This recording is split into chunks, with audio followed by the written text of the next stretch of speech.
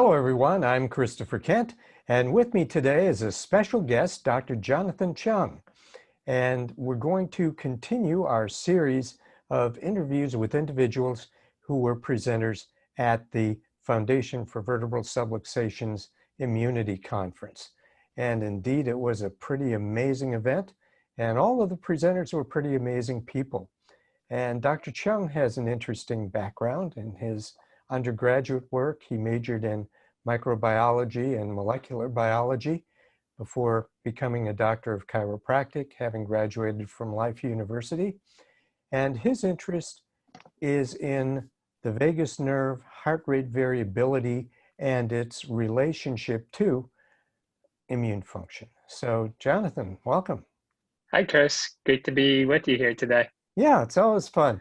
Tell us a little bit about what you've been doing and what you presented at the Immunity Conference.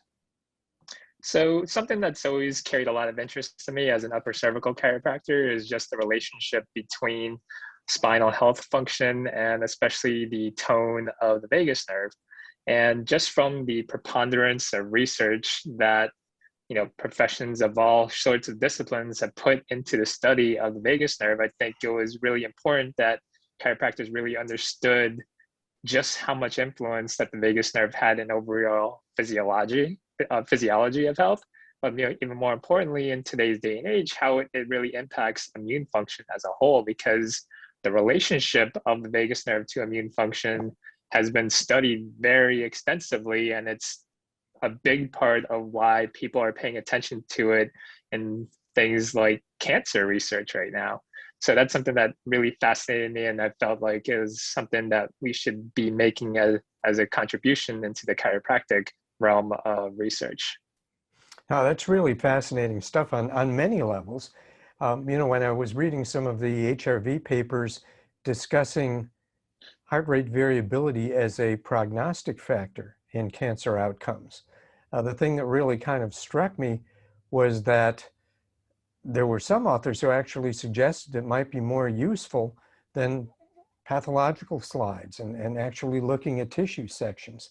And that really kind of brings things into a whole new realm in terms of how the body's response to a challenge is moderated through the nervous system, and how the integrity of that response really has profound implications throughout the whole system. And there was actually one of the papers that really struck me was a paper that discussed how heart rate variability in certain cancer patients was actually a more important prognostic indicator than the stage of cancer itself. Yeah. And that paper actually blew me away, because when people talk about their cancer status, people are always talking about, well, I have stage 4 cancer. That means I only have months to live. I have stage 2 cancer. That means, I've caught it early enough where there's treatment options available. And this paper basically just goes to show, like, if you have a high heart rate variability, then a stage 4 cancer diagnosis no longer carried as much weight, because the self-recuperating abilities from the body to help ward off some of the metastasis is the hypothesis that they're going off of, that the immune system has enough strength in it to prevent the spread of more cancer throughout the body. And that was one of the key indicators for their survival rate. And that was done on patients with prostate and colorectal cancer. And that idea just kind of blew me away, even as someone who is in the philosophy of chiropractic that has full faith and confidence of the recuperative powers of the body. How do you think this relates to some of the other dynamics of the vagus? For example, we think of Porges' polyvagal theory, and it's often considered in the context of behavior, of social interactions, and things like that. Do you think that one's ability to interface with one's own body and other bodies might be moderated through the vagus? I think that's a pretty big rabbit hole to go down, but I think the applications are there just from what we see in a real world basis, because there's a difference between what we see and observe in a laboratory condition versus what we see in the real world. In the laboratory condition, we try to account for all these variables and factors and control for them. But when we put people in the real world, we can't control those factors in a significant way. And I think it's important that people realize that, because RCTs obviously are the highest standard of evidence for most people. And that's because they can control these factors. But one of the things that we are big proponents of is the ability for practice-based research to see what happens to people when we do an intervention on people in the real world, because those can be completely different things. So when we look at how social dynamics affect quality of life, when we see how social dynamics and even things like prayer and worship can actually improve someone's outcomes, we don't have great explanations for that within a mechanistic world. But when we look at just the way that a biological idea affects social dynamics and it affects sociological dynamics, then all those things have to play an important role in a dynamic, complex organism like human beings. So maybe it doesn't carry as much weight in a rat model, but we do know that psychology and sociology play a massive role in just the expression of human existence. And if we're going to talk about human existence, then we have to talk about how, psychology affects stress, because we're chiropractors, we know a lot about stress and how stress interacts with our own health outcomes. And the psychology of that has to have some type of effect on, cancer and infectious disease and things of that nature. And I think it goes down to the fact that we are complex human beings. And because of that, then we have to account for, how this intelligence that runs our organism is going to interact with the things that happen to us on a day-to-day basis.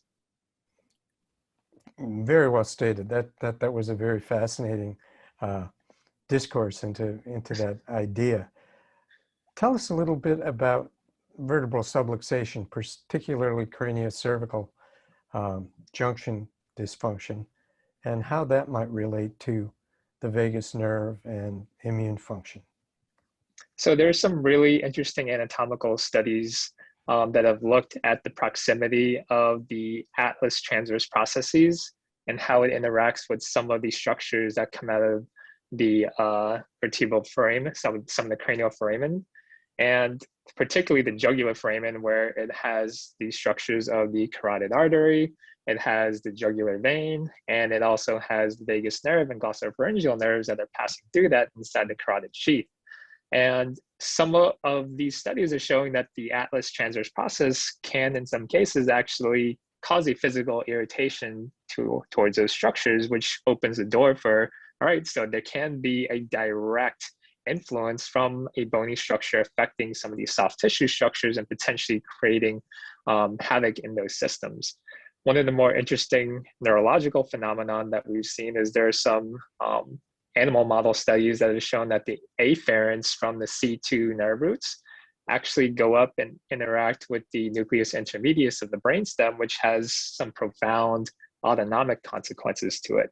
So I think this is like the idea of subluxation. Like, people want to pigeonhole chiropractors into one specific idea of subluxation, right? It can't be bone on nerve, it has to be disafferentation, or it has to be some type of neurodynamic theory. It's like, well, what if it's like the scientists studying the elephant? Like, we have to look at things from all angles, and there's probably multiple angles that could coming into play. And in some patients, maybe this neurovascular compression idea is a little bit more prevalent in that specific patient.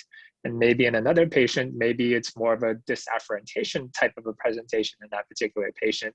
So there are multiple factors that can come into play with this. And I think it's important for us to be able to understand that subluxation exists in this world where it can interact with multiple mechanisms for causing neurological interference.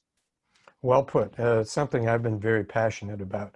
When people say, well, what mechanism do you think is involved? I said, any, many, some, or none. There may be mechanisms that haven't been discovered or articulated yet that are very significant. And I think that's what makes your talent so useful to us in helping to understand the breadth of this thing we call vertebral subluxation, the intellectual pathways that one can take, but more importantly, how to tie it to real world outcomes and thereby really make a change in the world. So do you have anything you'd like to add before we adjourn? No, I mean, I always appreciate being able to talk to people and share people who are at least open enough to talk about important scientific ideas. And I think it's important that we not get lost in the idea of scientism, which says that evidence can only come from one specific path and one specific direction, and anything that deviates from that isn't considered science, when science is really just an a way of observing the world and being able to test the world. And there's so many ways that we could test things and observe things. And it's important for us to at least be able to have conversations about ideas that are contrary from others. Otherwise, we just slip into dogma. And a lot of people will accuse us being a subluxation based chiropractor as being dogmatic, when in the reality is the more that you pigeonhole yourself into one specific idea, then the more that you are actually becoming dogmatic yourself. And I feel like, at least in some of the bright spots within some of the really smart people that are playing in this field of subluxation research, I think we have some people that are open to these ideas and saying that these ideas are worth investigating. We might not know if they're completely true yet, but we should investigate these ideas before we just start to say that something is true or not true. Again, well stated. So, wow, if you would like some more of Dr. Chung, and I certainly know you do, very few people can integrate science, philosophy, and art the way he did, and tie them to real-world clinical situations. We invite you to obtain, for a lifetime, access to our collection of blah, blah, blah. Oh, let me do the close again. Brooke can edit this. So if you would like more of Dr. Chung, and I'm sure you will, rarely do we see someone who can integrate science, philosophy, art, and clinical reality the way he has. I would invite you to go to our website to obtain the Immunity Symposium so that you can study this material over and over, make it a part of your being, make it a part of your practice, and make it a part of your vision for chiropractic. So with Dr. Jonathan Chung, I'm Christopher Kent. Thank you. Thank you.